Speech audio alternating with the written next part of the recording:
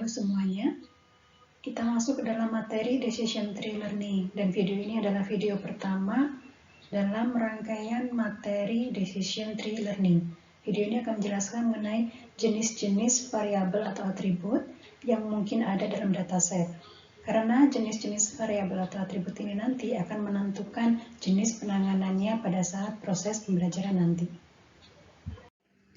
Jenis yang pertama adalah numerik, yaitu atribut yang dapat diukur dan biasanya direpresentasikan dengan nilai integer atau real. Untuk atribut numerik bisa dibedakan lagi menjadi yang pertama, interval scaled attribute, yaitu atribut yang diukur dengan unit yang skala antar nilainya sama.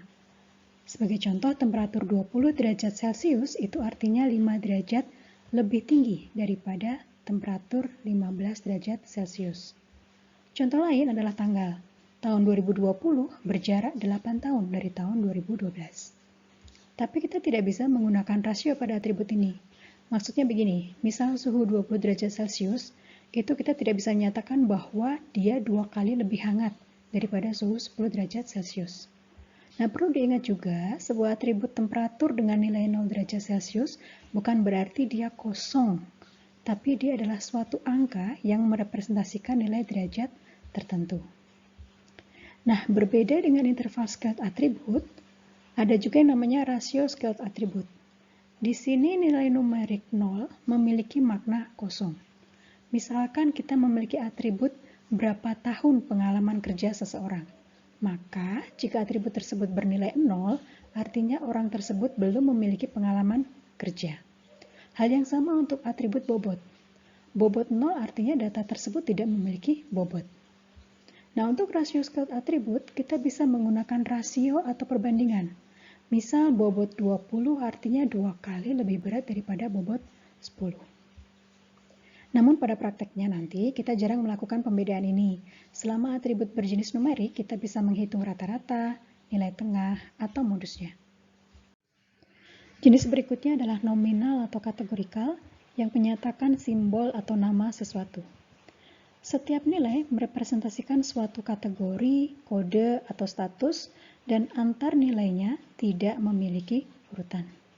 Walaupun demikian, atribut ini mungkin juga direpresentasikan dengan angka, hanya memang tidak digunakan sebagai nilai yang kuantitatif.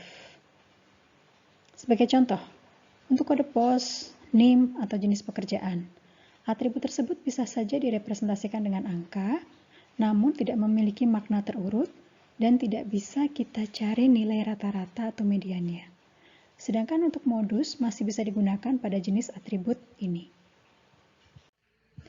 Jenis ketiga adalah binary, yang menyatakan bahwa suatu atribut hanya memiliki 2 kategori atau status. Jika nilainya kebetulan adalah true atau false, bisa kita nyatakan sebagai boolean. Untuk jenis binary ini, nilainya mungkin bersifat simetrik. Artinya antar nilai tidak ada yang lebih penting daripada yang lain. Contohnya adalah jenis kelamin. Atau asimetrik, yaitu saat akan melakukan pembelajaran, sebuah nilai dianggap lebih penting daripada yang lain. Misalnya, kelas pasien terdeteksi positif HIV direpresentasikan sebagai satu yang dianggap lebih penting. Pada bahasa pemrograman tertentu, kakas atau pustaka pembelajarannya terkadang meminta kita untuk memasukkan nilai numerik untuk bisa memproses dataset atau training examples yang kita miliki. Nah, jenis binary ini bisa kita gunakan untuk merepresentasikan atribut nominal menjadi nilai rangkaian 0 dan 1. Sebagai contoh, kita memiliki atribut red, green, dan blue. Bisa kita gunakan one hot encoding di mana red direpresentasikan dengan 1, 0, 0, green menjadi 0, 1, 0, dan blue menjadi 0, 0, 1.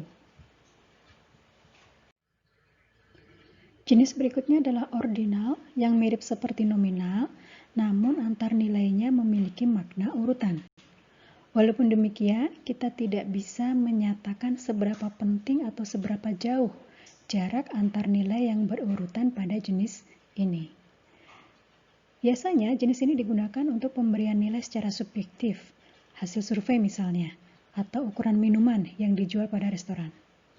Atribut ordinal juga mungkin diperoleh dari hasil diskretisasi atribut numerik. Contoh atribut ordinal adalah indeks nilai. Kita tidak bisa menentukan seberapa baik nilai A dibandingkan nilai AB. Yang kita ketahui bahwa A itu lebih baik daripada indeks AB. Hal yang sama untuk ukuran minuman. Kita tidak bisa memastikan bahwa ukuran medium itu 2 kali ukuran small. Karena yang kita tahu bahwa ukuran medium itu lebih banyak daripada ukuran small. Terkadang kita juga mendengar jenis atribut diskrit atau continuous, dan tiap jenis mungkin akan diproses dengan cara yang berbeda. Intinya untuk atribut yang memiliki himpunan nilai terbatas, misalnya ukuran minuman small, medium, large, atau kemungkinan nilainya bisa tak terbatas, tapi sebetulnya masih bisa dibuat korespondensi satu ke satu dengan bilangan natural. Maka dia termasuk sebagai jenis yang diskrit. Nah, jika tidak memenuhi dua hal tersebut, maka termasuk ke dalam jenis yang continuous. Untuk pembahasan awal mengenai algoritma DTR, kita akan fokus dulu ke jenis atribut diskrit.